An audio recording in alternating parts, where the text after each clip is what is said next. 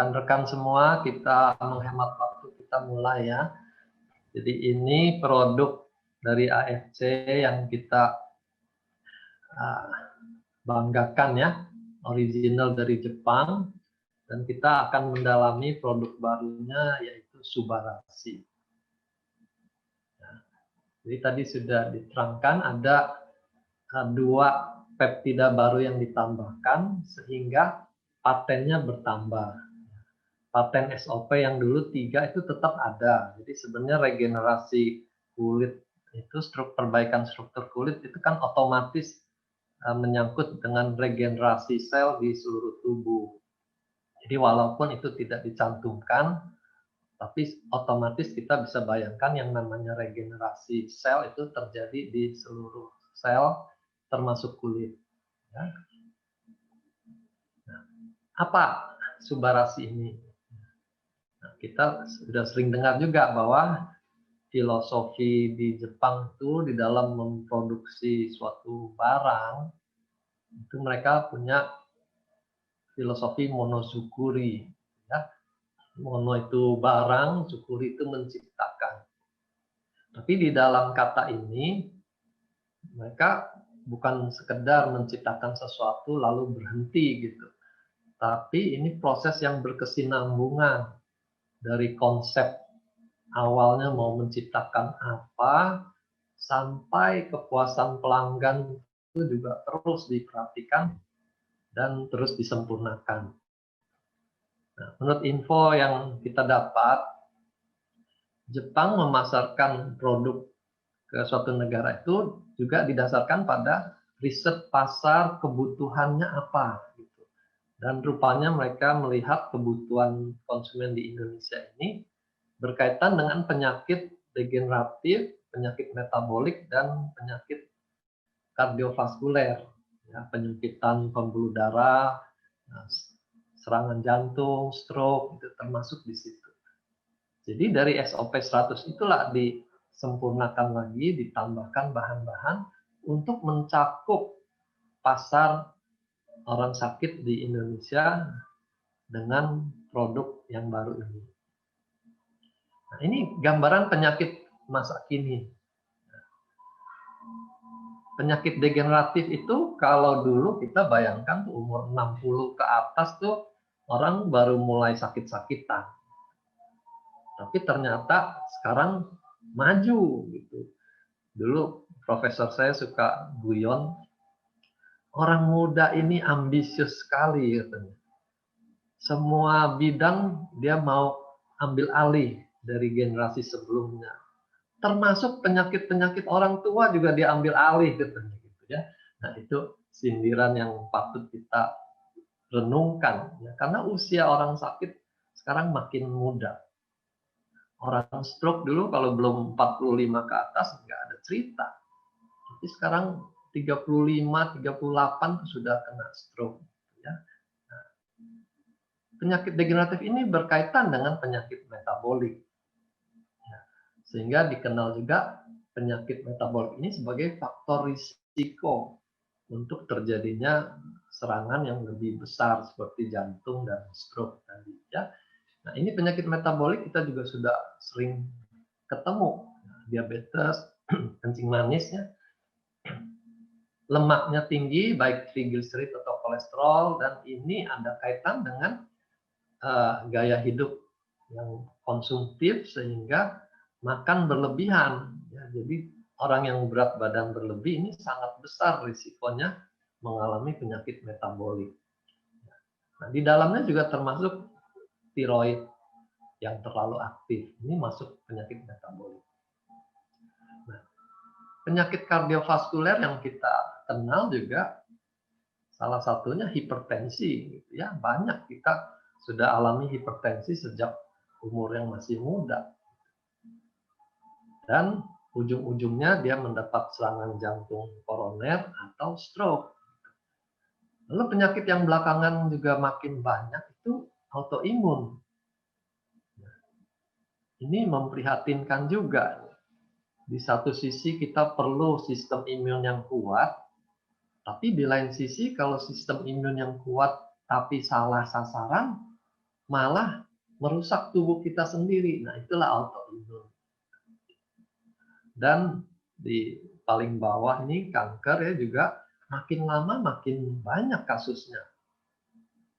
Bahkan di Inggris tuh anak-anak yang kena kanker juga meningkat, gitu ya. Jadi memang ada yang salah dengan gaya hidup kita sekarang ini. Ini sedikit gambaran bagaimana suatu proses yang degeneratif jangka panjang bisa menimbulkan penyakit. Ini gambaran pembuluh darah. Normal dia lapang sekali, sesuai dengan diameter dari pembuluh darah itu. Kalau terjadi penumpukan dari waktu ke waktu, dia makin sempit. Nah, sini mulai prehipertensi. Tensinya sudah mulai naik ke ambang batas. Nah, celakanya orang kalau dibilang, wah, kamu hati-hati loh, sudah masuk darah tinggi. Dia tenang-tenang bilang, oh belum, masih di perbatasan gitu ya. Padahal ini sudah pasti akan melaju. Dari prehipertensi dia makin sempit, jadilah hipertensi. Jadi dalam kondisi ini, dinding pembuluh darah ini sudah menjadi kaku, tidak elastis lagi. Sehingga kalau ada kenaikan volume darah, dia langsung akan menaikkan tensi. Tidak ada lagi spare-nya, tensi itu stabil. Ya. Apa yang disempurnakan dari produk SOP 100? Ya, pertama SOP-nya bertambah banyak. Jadi tambah 50% jadi SOP 150 plus kita boleh katakan gitu ya. Lalu ditambah 2 peptida baru. Yang pertama dari otot ikan sarden. Nah, ini penting diingatkan ya. Nah, karena ada dengan yang bilang, wah dari salmon kok turun ke sarden gitu. Wah kita nggak menurun nih kualitasnya. Ya itu gambaran yang aneh karena kita bukan makan ikan sarden kalengan ya, bukan dagingnya di blender lalu dikeringkan lalu dimasukkan ke dalam kantongnya Subarasi, bukan begitu. Kita mengambil peptida. Jadi ini ekstrak tingkat tinggi dari otot ikan sardin diambil peptidanya. Begitu juga dari tomat. Ada yang langsung melihat tomat tuh sudah merinding dulu. Waduh, saya alergi tomat. Gitu ya. Ya juga bukan seperti itu. Bukannya tomat diperes lalu dikeringkan masuk ke dalam sana. Ini peptidanya. Jadi ada asam amino yang diambil jadi peptida dan mempunyai fungsi yang khusus. Nah, di sini peptida yang dari sardin nanti akan berperan sebagai antihipertensi, yang dari tomat ini akan berperan sebagai antiagregasi. Gitu ya, ini 2 yang di bawah. Jadi paten fungsi SOP yang 3 di atas tetap ada, walaupun tidak tercantumkan ini struktur kulit itu otomatis terjadi karena regenerasi sel juga terjadi di kulit. Nah, itu yang menghasilkan efek anti-aging-nya. Keriput jadi berkurang itu karena peran regenerasi sel. Ya. Jadi walaupun di dusnya nanti tidak ada tertulis, yakinlah bahwa itu ada di sana. Ini saya sedikit mau gambarkan terkait dengan antihipertensi. Ya. Kata antihipertensi ini tidak sama dengan yang namanya hypotensive agent. Kalau hypotensive agent itu sudah pasti kalau dimakan tensinya langsung turun gitu. Memang peranannya dia tuh menurunkan tensi. Tapi kalau kita katakan antihipertensi itu berarti dia membantu mencegah kenaikan tekanan darah. Nah, sekarang kita mau lihat bagaimana mekanismenya. Dimulai dari renin. Renin ini dikeluarkan oleh ginjal yang sedang mengalami kekurangan suplai darah. Ya. Dia keluarkan renin, renin akan mengubah angiotensinogen di liver menjadi angiotensin 1. Nah, kemudian angiotensin 1 ini kalau diubah oleh suatu enzim yang namanya ACE, dia baru menjadi angiotensin 2 yang aktif. Aktif dalam menaikkan tensi. Ya, jadi di sini kita lihat gambaran saraf simpatis akan aktif, jantung jadi lebih cepat, pembuluh darah akan mengecil dan tensinya naik. Ya. Begitu juga rangkaian reaksi di tempat lain setelah munculnya angiotensin 2 ini. Ya. Jadi intinya kalau angiotensin 2 meningkat, tensi akan naik. Nah, produk kita nanti bekerjanya di sini, di ACE ini. Dia menghambat enzim ACE sehingga produksi angiotensin 2-nya tidak banyak. Nah, ini sudah menghambat kenaikan tensi. Tapi bukan menurunkan tensi yang normal yang ada di sini. Tapi dia mencegah keadaan yang di sebelah kanan ini. Nah, ini gambaran yang lebih rumit lagi. Jadi badan kita tuh dikenal dengan homeostasis. Jadi dia sanggup untuk mengatur dirinya sendiri. Kalau kerendahan dia naikkan, kalau ketinggian dia turunkan. Jadi ini melukiskan gambaran yang kompleks sehingga kita tidak perlu khawatir. Wah, kalau saya minum ini tensi saya bisa anjlok, saya bisa masuk rumah sakit. Badan kita tidak sebodoh itu. Ya, dia punya daya homeostasis untuk menjaga semuanya di dalam keseimbangan. Jadi produk kita ini hanya menolong mencegah terjadinya produksi angiotensin 2 yang berlebihan. Nah, disinilah muncul efek antihipertensi dari subarasi, ya, terutama yang dari peptida sardin tadi. SOP sendiri dulu kita juga sudah kenal dia mempunyai efek antihipertensi. Ya. Cuma kerjanya lebih halus. Karena SOP itu melancarkan aliran darah, otomatis badan tidak perlu menaikkan tensi karena darahnya sudah lancar, kebutuhannya tercukupi. Nah, jadi bukan seperti yang ada di subarasi ini, dia lebih aktif lagi menghambat kenaikan tensi. Ya. Bukan hanya lewat darah lebih lancar, tapi lewat kerja penghambatan enzim ini, ACE ini. Singkatan angiotensin converting enzyme. Ya. Jadi ini dihambat supaya produksi angiotensin 2 berkurang. Ya. Nah, dalam kedokteran diciptakan juga obat-obat yang bekerja di titik ini, yang menghambat ACE inhibitor. Ini produk lama, kita sudah kenal captopril, ya. Ini sudah keluar generiknya, captopril. Ini obat menurunkan tensi untuk pasien hipertensi yang tidak terlalu berat. Ya.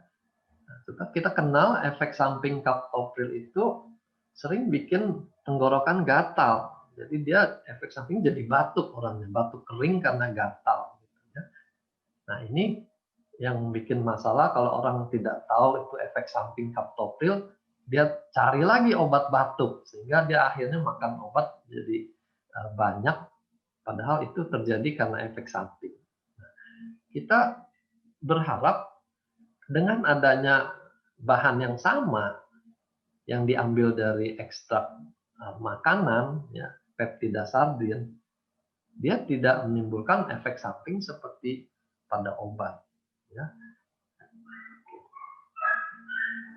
Ini peptida yang dari tomat, dia punya efek anti agregasi trombosit. Jadi trombosit itu bisa dalam keadaan normal, yang kita bilang tidak aktif, ya, atau bisa dalam keadaan aktif.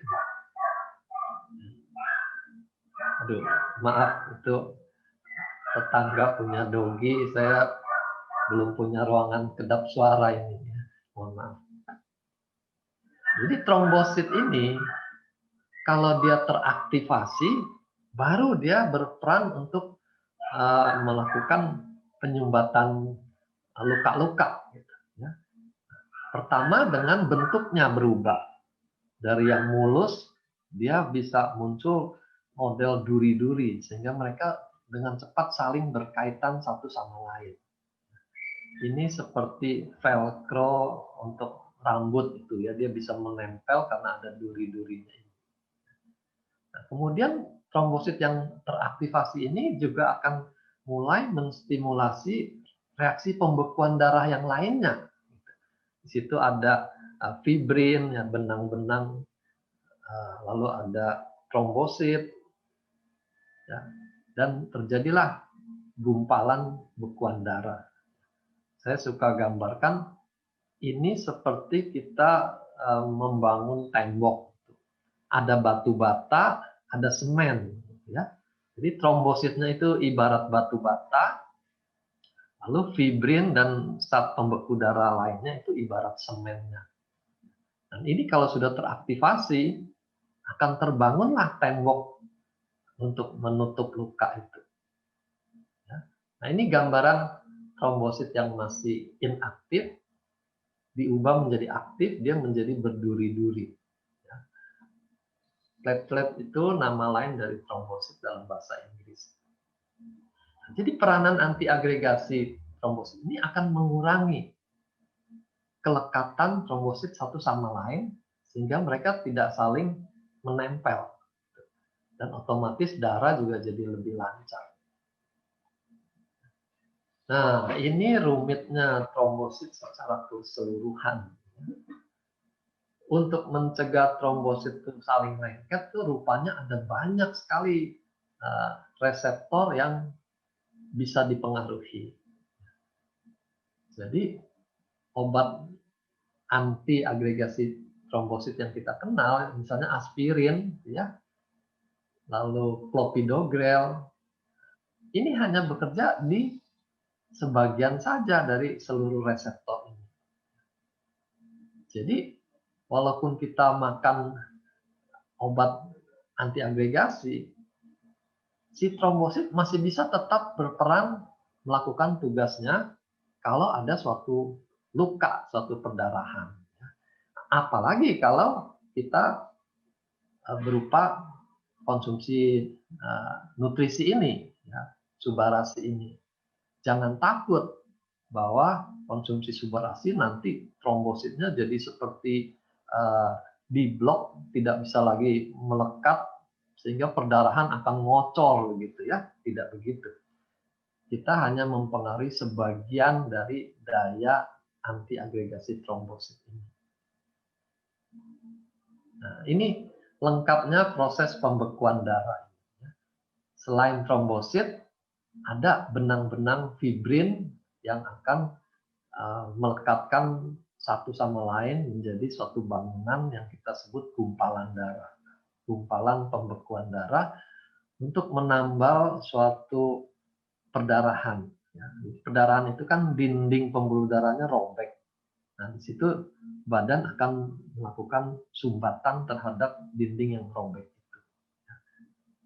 Jadi, sekali lagi, kalau hanya minum subarasi, kita tidak akan menghadapi resiko darah ngucur nggak bisa berhenti.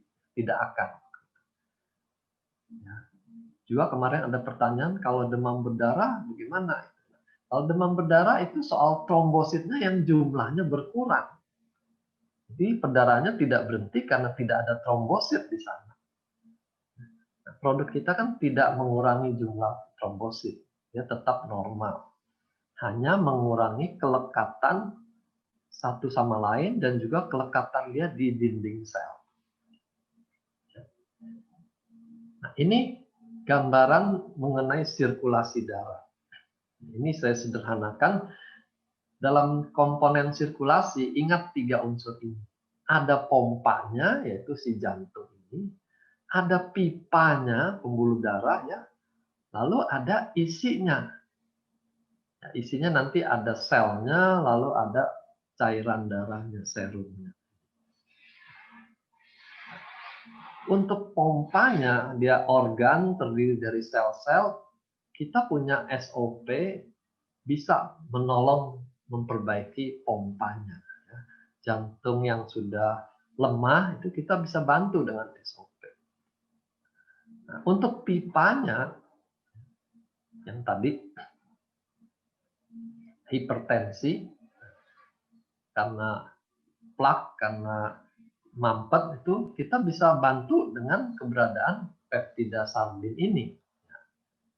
Untuk isi darahnya, trombositnya yang kita kenal sebagai darah kental, kita bisa bantu dengan komponen yang dari tomat, yang dikenal sebagai mereknya tuh fruit flow. Nah, ini yang peptida tomat fruit flow.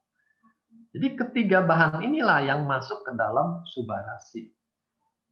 Jadi dari gambar ini kita bisa lihat betapa pentingnya peranan subarasi dalam sirkulasi darah.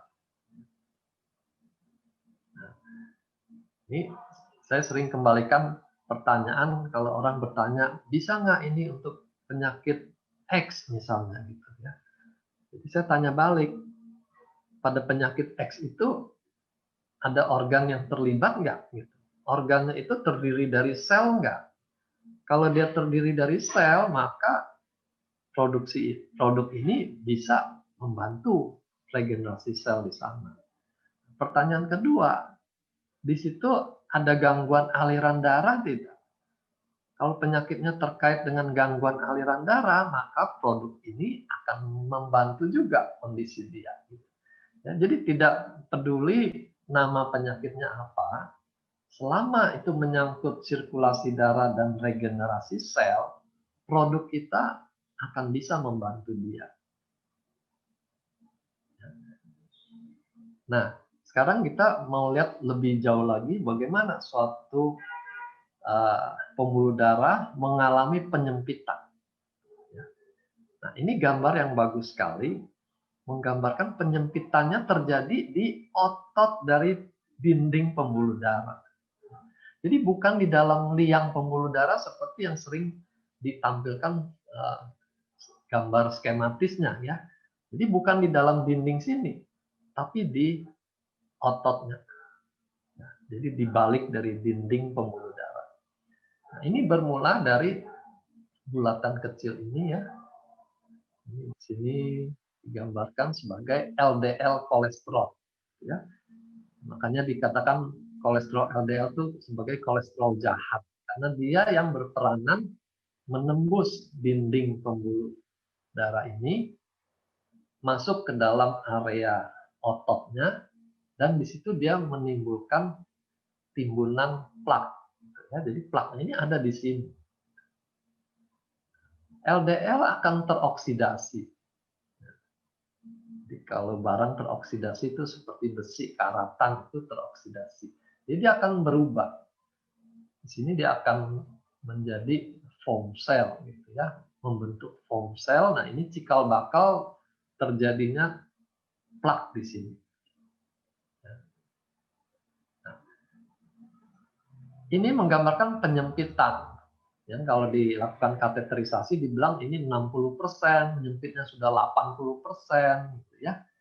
Nah, yang bikin problem adalah bukan diameter sisanya yang menentukan kapan seorang dapat serangan jantung.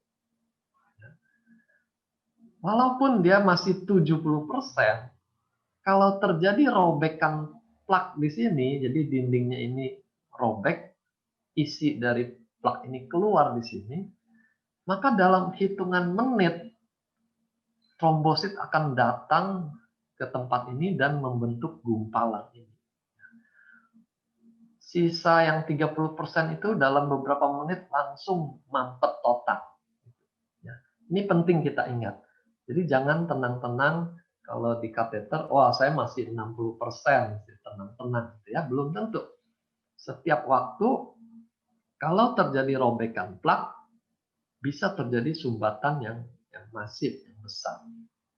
Nah, disinilah kita pentingnya menangani semua proses ini. Turunkan kolesterolnya, berikan bahan untuk menetralisir oksidasinya, gitu ya. Dan berikan bahan yang mencegah si trombosit tuh menempel di dinding ini, sehingga dindingnya mulus terus. Ini gambaran lain, ya. Sekali lagi, plaknya itu terbentuk di dinding, ya, bukan di dalam lumennya ini. Nah, ini lebih kelihatan. Bukan di dalam lumen, tapi di dindingnya. Dindingnya makin lama makin tebal oleh plak. Nah, ini yang dikatakan. Kalau kita kateterisasi, yang dilihat adalah sisa lubang ini. Ini penyempitan 50%, gitu ya. Tapi kalau dia pecah, ruptur, dalam waktu singkat, yang sisa ini akan tersumbat total. Nah, inilah yang kita bilang terjadi trombosis di tempat ini. Ini bahayanya kalau ada plak-plak di pembuluh darah.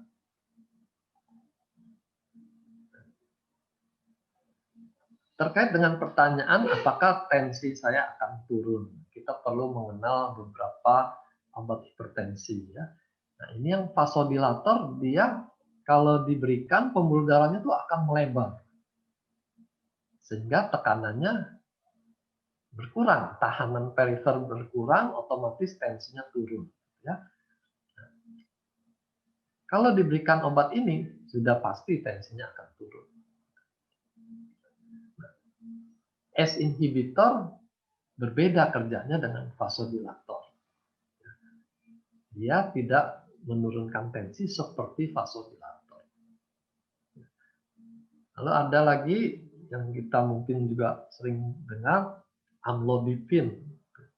Nah, itu bekerja di sini.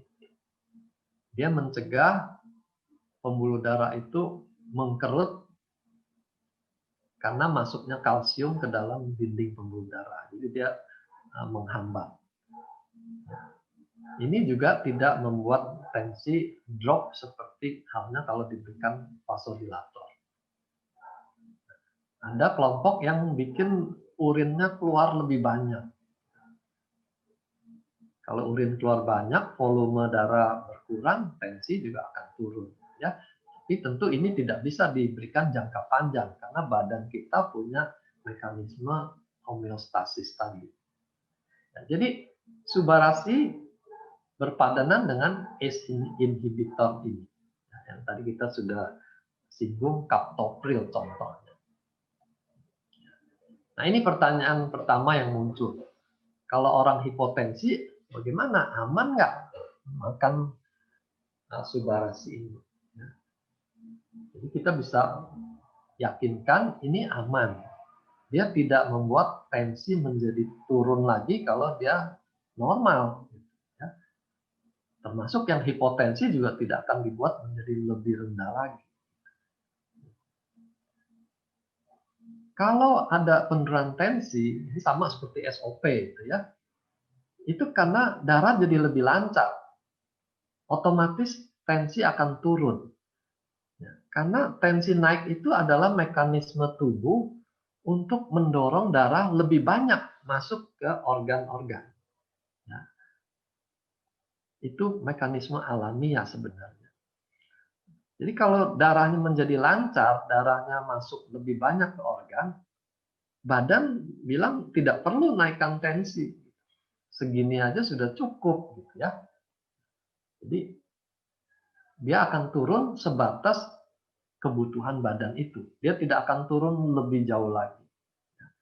Nah, orang yang hipotensi itu perlu menaikkan juga tensinya supaya dia jangan terlalu ngepas. Karena kalau dia terlalu ngepas, dia jongkok berdiri bisa gelap itu, bisa pingsan gitu ya. Jadi perlu menaikkan tensi ini dengan olahraga.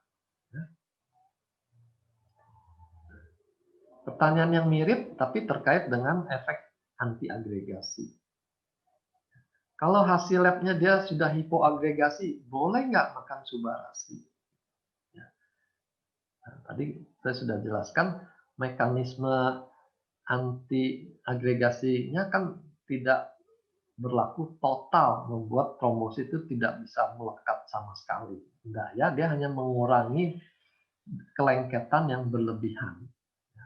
Hipoagregasi pun bisa ditemukan pada makanan-makanan tertentu. Jadi kalau dikombinasi, dia tidak akan berefek berlebihan sampai darah ngocor nggak bisa berhenti, itu tidak akan. Termasuk juga kalau dia minum obat pengencer darah. Ini yang sering kita kenal kelompok ini, antiagregasi. Jadi di sini trombosit akan tetap mempunyai daya untuk menghentikan perdarahan. Tapi tentu ada efeknya, namanya kita mengurangi daya agregasinya. Jadi mungkin jadi lebih lama aja gitu, tapi dia tetap bisa berhenti. Nah, hipoagregasi ini berbeda dengan hipokoagulan. Ini istilah-istilah medis yang setiap kata itu memang bedanya banyak. Kalau hipokoagulan itu zat pembeku darahnya yang tidak ada. Itu misalnya kalau penyakit itu hemofilia. Atau kalau obat itu obat yang tergolong antikoagulan seperti heparin, Simarp, gitu ya. Itu hanya diberikan kalau terjadi pembekuan darah yang berlebihan. Ya. Jadi dikombinasi antara antiagregasi dan antikoagulan. Ya. Kondisi hipokoagulan itu lebih berbahaya. Ini benar-benar perdarahan tidak berhenti kalau terjadi hipokoagulan. Jadi jangan khawatir. Kalau levelnya masih soal agregasi trombosit, kita tetap bisa menghentikan perdarahan secara normal. Ya.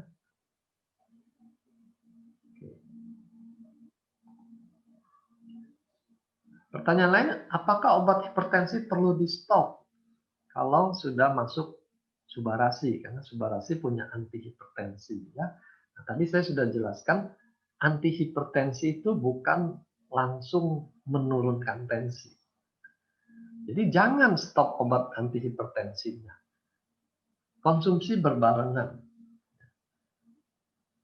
Karena mengontrol tensi dengan obat itu lebih terprediksi hasilnya. Dosisnya berapa, setiap berapa jam harus dimakan, itu obat lebih detail bekerjanya, ya, lebih akurat. Tapi kalau kita menggunakan produk nutrisi, dia nggak bisa langsung mengontrol tensi, dia perlu waktu supaya mencapai hasil yang optimal. Nah, disinilah kita jangan stop obat hipertensi.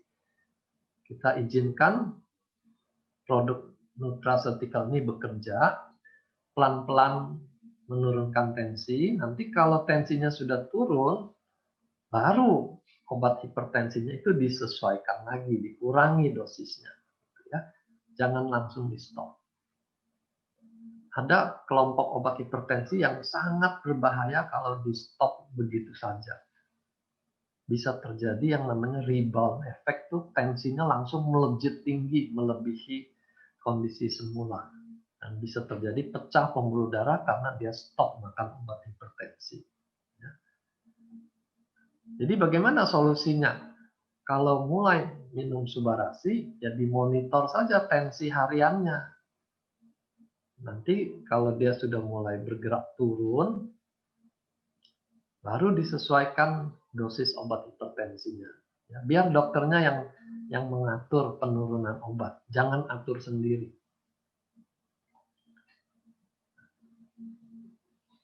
Apa manfaat untuk pasien dengan stroke? Di sini yang dimaksud tuh stroke yang tersumbat, ya, yang iskemik karena sumbatan.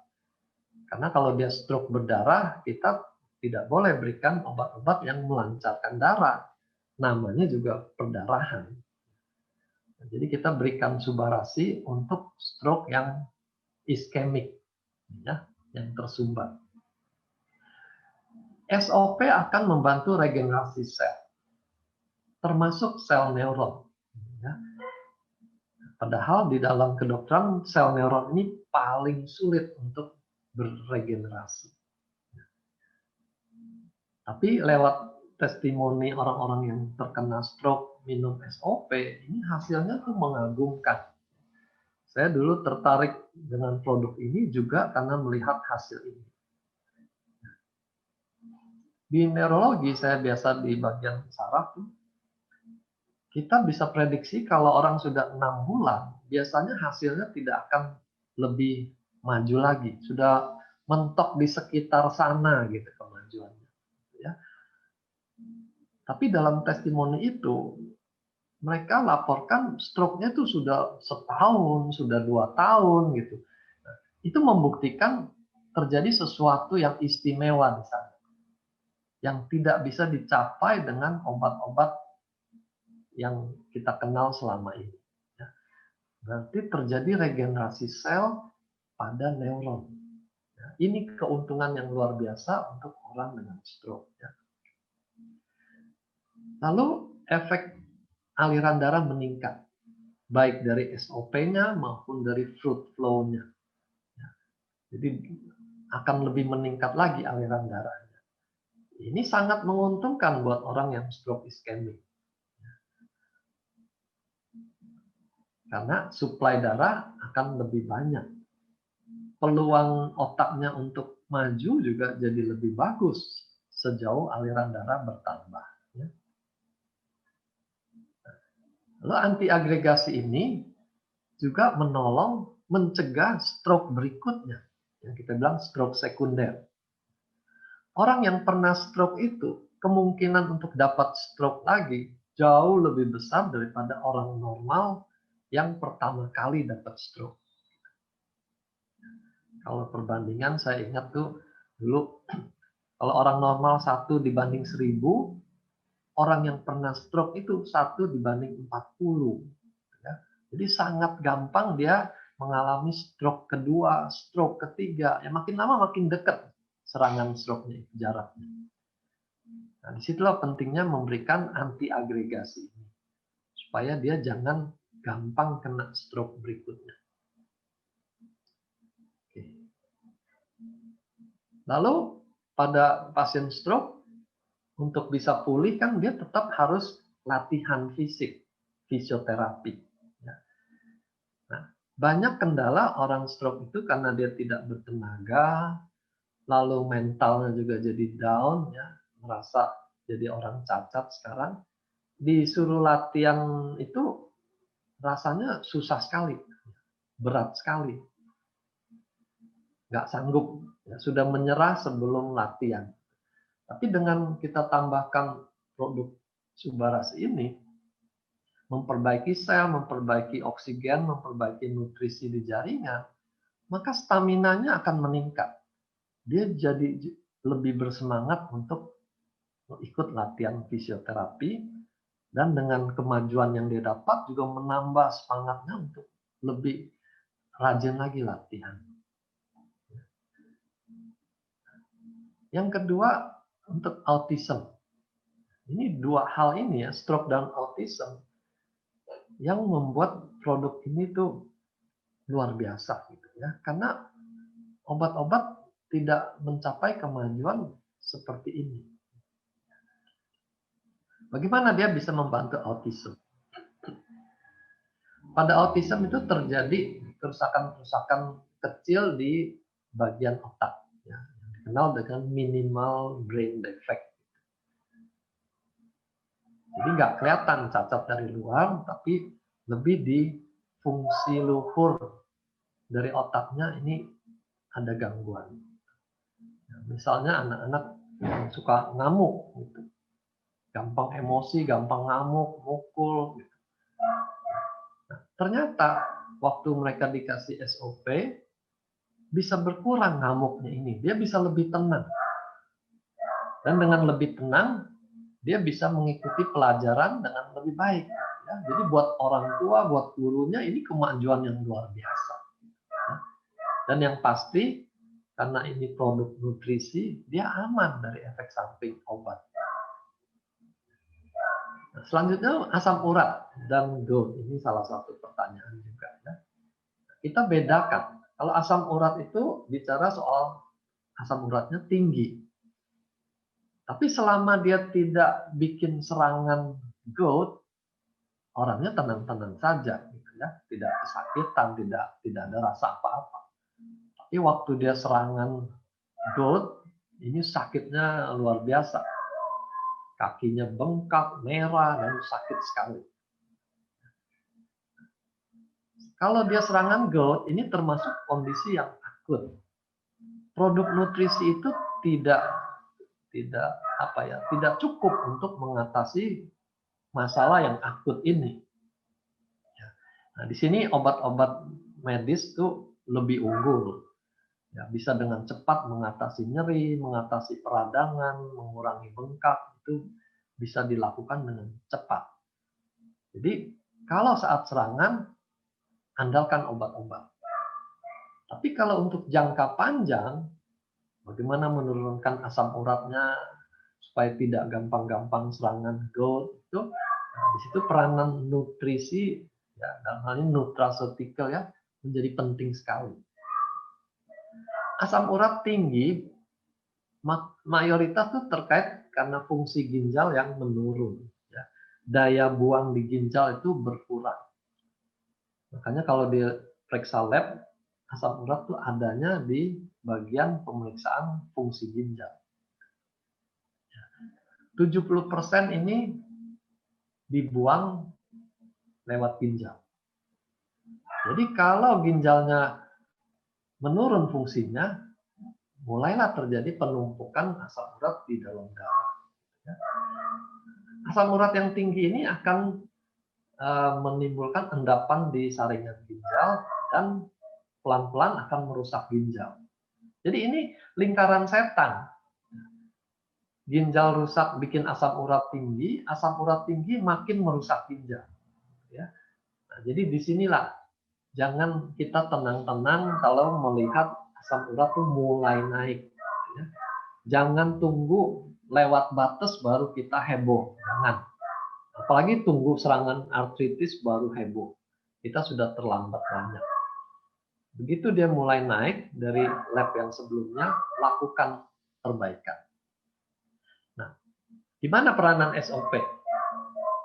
Dia bisa meregenerasi organ ginjal. Dia bisa meregenerasi permukaan sendi yang rusak itu. Nah, tentu ya, kita harus perhatikan juga keparahannya. Kalau sudah parah, kita baru mulai, tentu hasilnya jadi minim.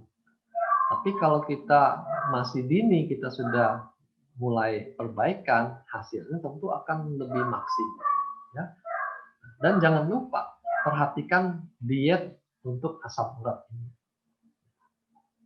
Saya ingat ada satu profesor gizi yang menyederhanakan soal diet itu dengan akronim benjol ini.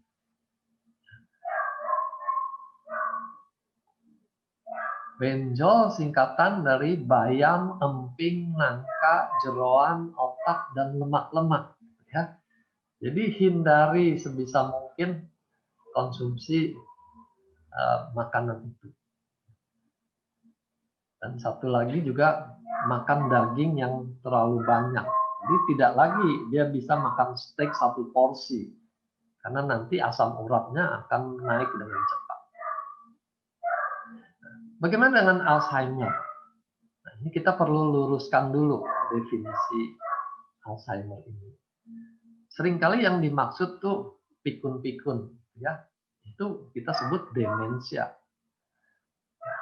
Demensia ini penyebabnya ada beberapa macam. Alzheimer tuh hanya salah satu. Pada Alzheimer tuh kerusakannya menyeluruh. Ada plak-plak di jaringan otak. Jadi kerusakannya relatif merata. Ya, kalau dites fungsi luhur, semua bagian skornya turun. Ada lagi demensia multi-infarct, ini terkait stroke yang kecil-kecil. Ya. Jadi stroke bisa tidak berasa dia, tapi merusak sebagian demi sebagian. Makin banyak kerusakan, makin turun fungsi luhurnya. Lalu ada demensia karena penyakit lain-lain, sehingga fungsi otaknya juga ikut turun. Nah, Subarashi sangat berpeluang untuk yang jenis multi-infark, tidak untuk Alzheimer, tidak untuk penyakit yang lain-lain. Karena dengan melancarkan darah, memperbaiki jaringan otak, dia bisa membuat lebih maju orang yang demensia multi-infark. Tapi sekali lagi, jangan terlalu terlambat. Kalau kerusakannya sudah banyak, tentu kita tidak bisa harapkan majunya sama seperti yang baru mulai.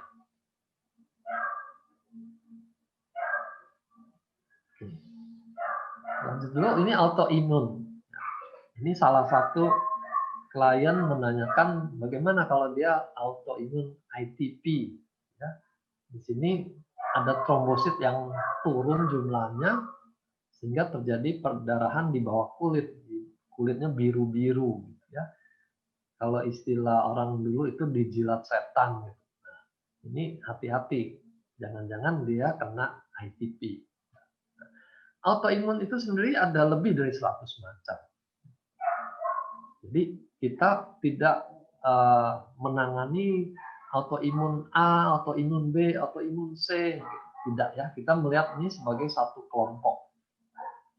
Autoimun dasarnya ada sensitivitas yang berlebihan pada sistem imunnya.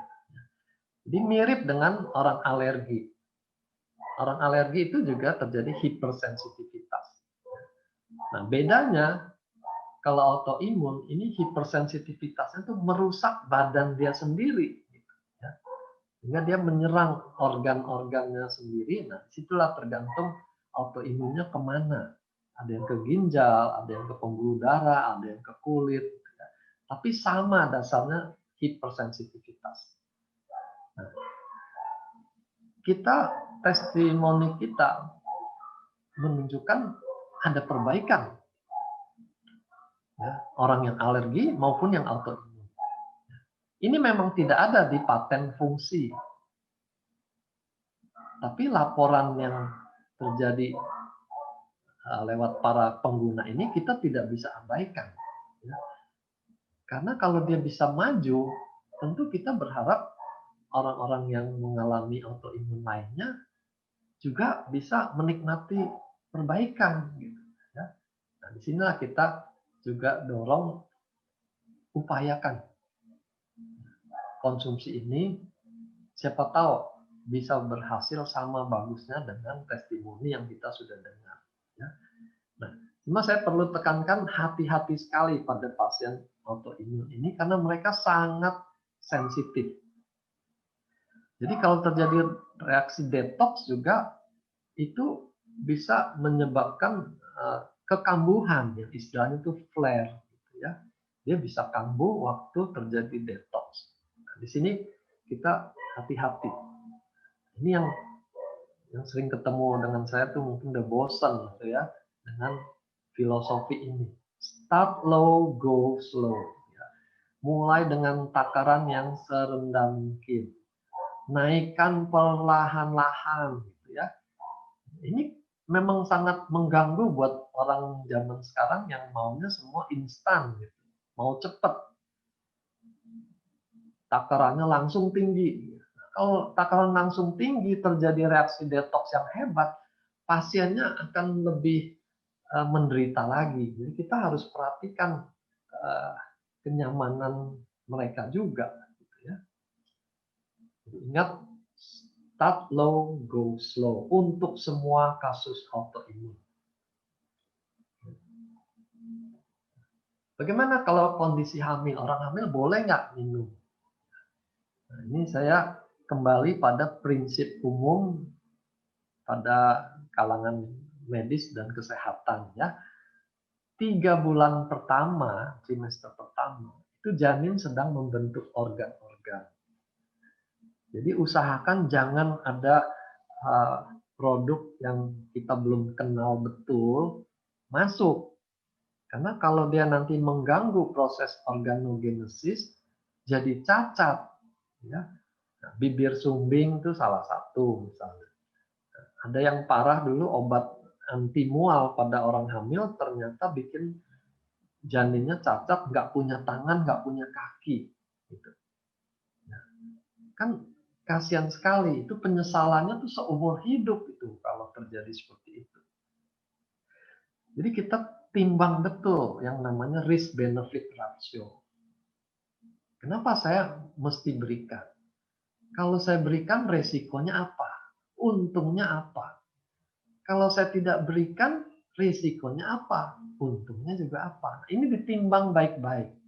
Mau berikan atau tidak. Ya. Jadi kalau sekedar ya supaya lebih sehat saja gitu kan, keuntungannya tidak menonjol, tapi resikonya ada gitu. Jadi kita hindari kalau kondisinya seperti itu. Lanjut ginjal bocor. Dalam penelitian Subarasi ada efek positif untuk kondisi ginjal bocor. Jadi yang dimaksud bocor ini protein bisa melewati saringan di ginjal sehingga ditemukan di urin. Jadi pada pemeriksaan urin proteinnya positif. Nanti kita bilang ginjalnya bocor. Biasanya albumin yang kita soroti, karena kalau albumin bocor, di darah albuminnya rendah, orangnya bisa bengkak-bengkak badannya. Ya. Nah, Subarasi ini tidak berisi albumin. Jadi dia bukan pengganti albumin karena ginjalnya bocor. Dia merupakan peptida, ikatan asam amino dan bukan albumin. Jadi jangan berikan Subarasi karena alasan untuk menaikkan albumin, bukan itu. Tapi kita berharap terjadi regenerasi sel di ginjal sehingga sel yang bocor tadi bisa diperbaiki. Itu tujuannya kita. Nah, selama ginjalnya bocor, waktu kita berikan Subarasi, memang ada kemungkinan dia ikut terbuang, namanya juga bocor. Kan kita coba renungkan, kalau kondisinya seperti ini dia ikut terbuang, kita mestinya memberikan lebih banyak atau kita menghemat, sayang terbuang gitu ya. Jangan kasih banyak-banyak ya. Nah, di sini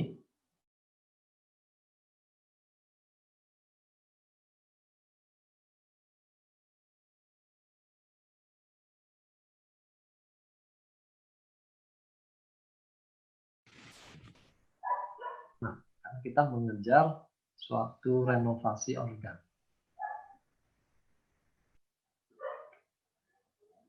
Pertanyaan berikut, bagaimana kalau ada alergi seafood? Ya, kan ikan sardin tuh ikan laut. Nah, di sini kita juga mesti bedakan. Yang namanya alergenik, makanan yang bisa menimbulkan alergi itu pada umumnya itu molekul proteinnya besar. Nah, makin kecil ukuran molekulnya, apalagi seperti asam amino ini udah yang paling kecil dari protein itu. Resiko alergi ini akan berkurang. Tapi kita tidak bisa bilang tidak mungkin. Kemungkinan alergi itu tetap ada. Apalagi kalau orangnya memang sangat hipersensitif. Ya. Kita ada klien yang autoimun, dia hanya makan setengah saset aja bibirnya bengkak. Ya. Jadi hati-hati sekali. Lalu peptida sekali lagi tidak sama dengan ikan sardin yang diekstrak lalu dijadikan makanan. Ya, ini teknologi tinggi untuk mengambil peptidanya saja. Jadi udah berbeda dengan produk aslinya. Tapi bagaimanapun kita tetap waspada. Alergi itu tidak enak, bahkan bisa berbahaya kalau dia menyumbat saluran nafas. Jadi kita mulai konsumsi dengan takaran seminimal mungkin. Bisa setengah-setengah kita coba. Lalu siapkan obat anti alerginya. Kalau bisa terjadi dia minumnya siang, alerginya malam misalnya. Kan kalau cari obat tengah malam kan repot. Lalu tiroid. Ya, saya punya tiroid. Nah, ini kadang-kadang orang awam tuh hanya bilang saya punya tiroid. Ya semua orang kalau dia nggak dioperasi juga punya tiroid. Gitu. Nah, masalahnya apa tiroidnya? Bisa dia hipotiroid, bisa dia kelenjarnya yang membesar tapi tiroid kadar hormon tiroidnya normal, gitu. Atau dia hipertiroid, jadi kadar tiroksinnya itu T3 T4-nya tinggi misalnya. Nah, yang lebih bahaya kalau dia kanker tiroid. Jadi tiroid yang mana kita ngomong harus jelas, ya. SOP kalau namanya memperbaiki sel, semua kondisi dia bisa bantu. Mau hipo, hiper, itu dia akan meregenerasi sel yang sehat aja intinya. Tapi kita akan mendapat manfaat lebih kalau kita tahu detailnya. Misalnya dia ini karena autoimun Hashimoto, sehingga tiroidnya jadi dirusak dan fungsinya merosot. Jadi dia hipotiroid. Selain regenerasi sel, kan kita tahu dia punya daya memperbaiki autoimun dan alergi. Jadi kita bisa berharap lebih kalau diberikan produk Subarasi ini. Ya. Nah, kalau dia kasusnya kanker tiroid, maka tidak cukup hanya Subarasi. Kita perlu kombinasi dengan Utsukushi karena kita mengharapkan NK selnya menjadi aktif membantu melawan sel kanker. Jadi perlu kombinasi. Tapi pada kondisi yang lain itu tidak wajib kita kombinasikan dengan Utsukushi. Nah, ini ada pertanyaan juga mengenai keloid. Ya.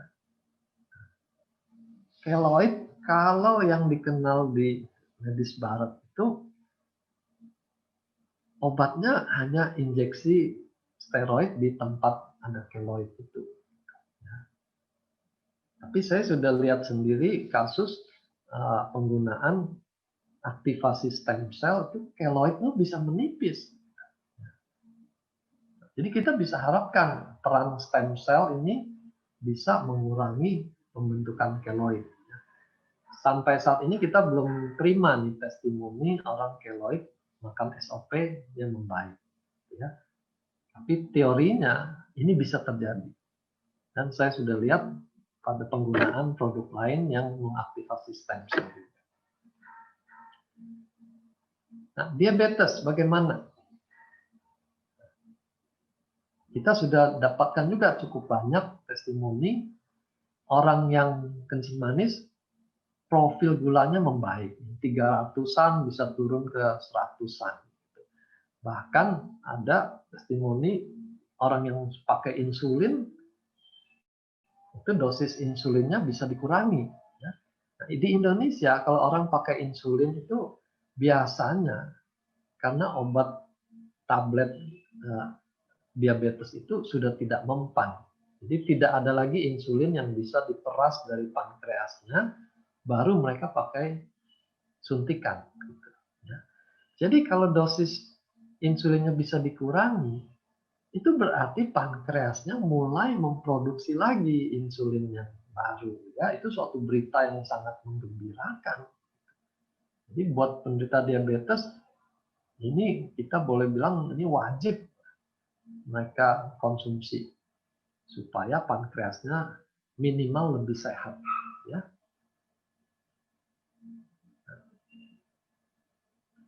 Lalu peranan aliran darah pada kencing manis. Ini juga sangat erat hubungannya. Kita tahu pasien kencing manis pembuluh darahnya itu sudah nggak mulus lagi. Ya, banyak plak-plak, banyak peradangan sana-sini, dan itu sangat memudahkan trombosit lengket dan makin menyempitkan pembuluh darahnya.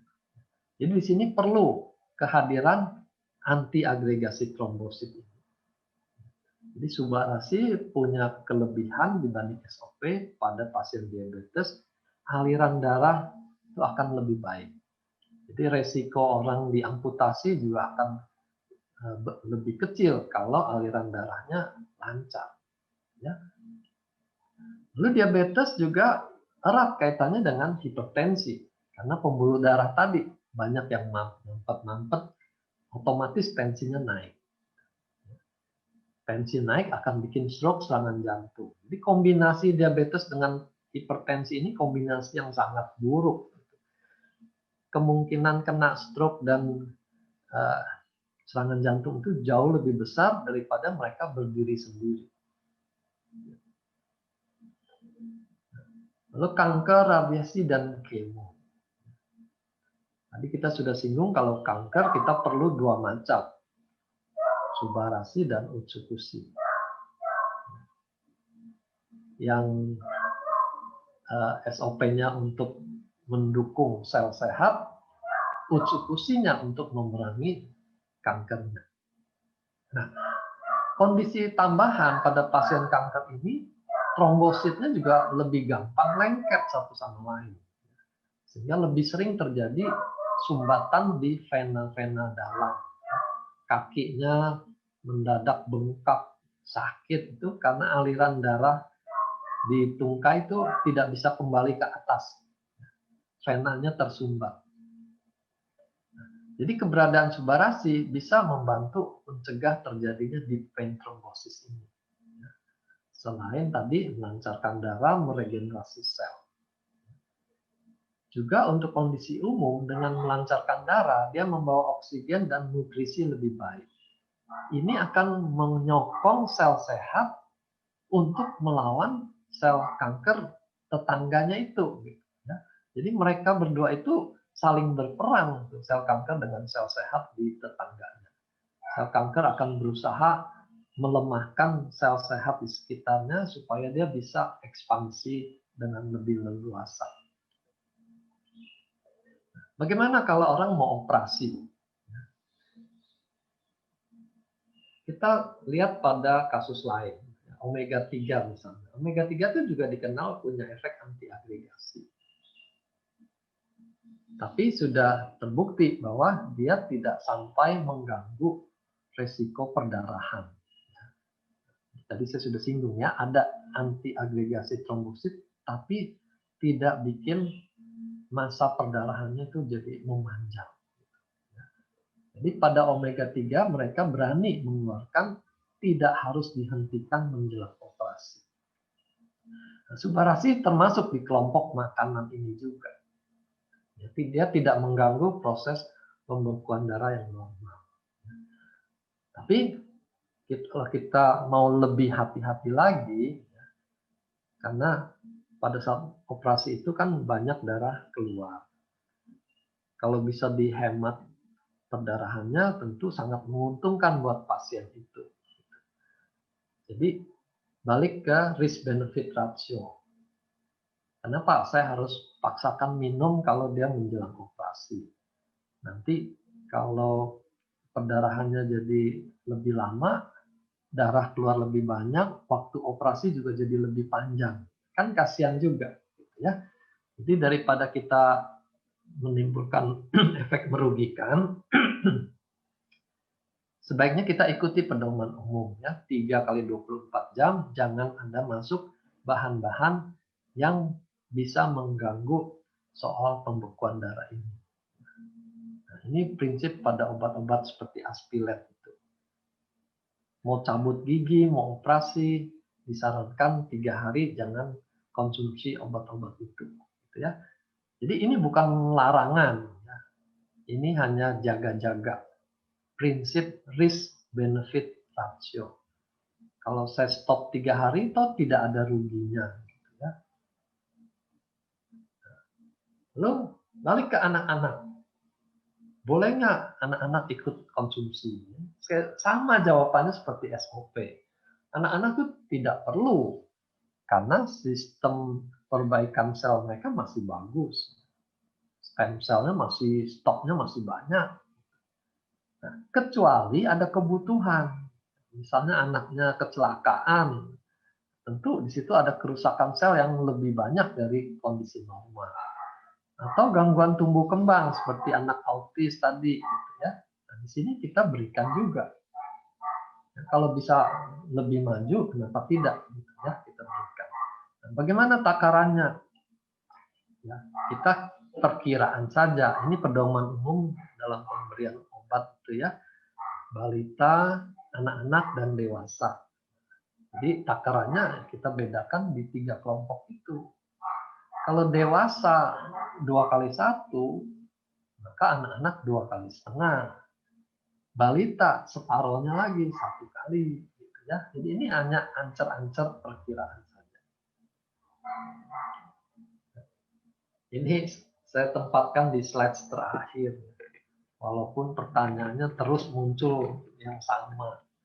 Subarasi atau dulu SOP ya, SOP atau Utsukushi, pilih yang mana? Aduh, capek juga ini kalau pertanyaannya masih seputar ini. Jadi ingat prinsipnya. SOP atau Subarasi ini untuk regenerasi sel. Utsukushi terutama untuk meningkatkan sistem imun. Berarti urusan infeksi, urusan tumor, itu bagiannya Utsukushi. Tapi untuk perbaikan organ itu bagiannya Subarasi. Ya. Kita jangan pakai kata dosis karena dosis itu spesifik untuk obat. Karena ini makanan kita pakai takaran. Nah, takarannya berapa? Ini variabelnya yang menentukan kita mau berikan berapa. Beratnya penyakit makin berat tentu dia butuh lebih banyak. Lamanya penyakit juga begitu. Penyakit yang baru bulan lalu sama 10 tahun lalu tentu kebutuhannya beda. Makin lama, makin berat, makin banyak komplikasinya. Ini gunakan takaran yang lebih banyak. Usia juga. Makin tua, cadangan stem cell makin sedikit. Usia 60 tahun tuh dikatakan cadangannya tinggal 20-40% aja. Jadi orang tua perlu lebih banyak. Begitu juga berat badan. Kalau orang badannya 2 kali lipat berat orang normal, tentu kebutuhannya juga jadi lebih banyak. Nah, ini semua menentukan. Lalu perhatikan juga respon klinis, ini yang paling praktis gitu ya. Kalau kita berikan takaran misalnya 3 kali 1, responnya kok nggak kelihatan dalam sebulan tuh sama saja, ya kita naikkan. Begitu seterusnya dinaikkan. Tapi kalau diberikan misal 3 kali 1 muncul efek detox yang mengganggu, ya kita turunkan gitu ya. Jadi ini sangat fleksibel di sini. Jangan harapkan ada formula untuk penyakit A, dosisnya atau takarannya sekian, penyakit B sekian, tidak akan ada. Ya. Kita yang harus bijaksana melihat kondisi masing-masing klien. Oke, itu yang saya bisa sampaikan.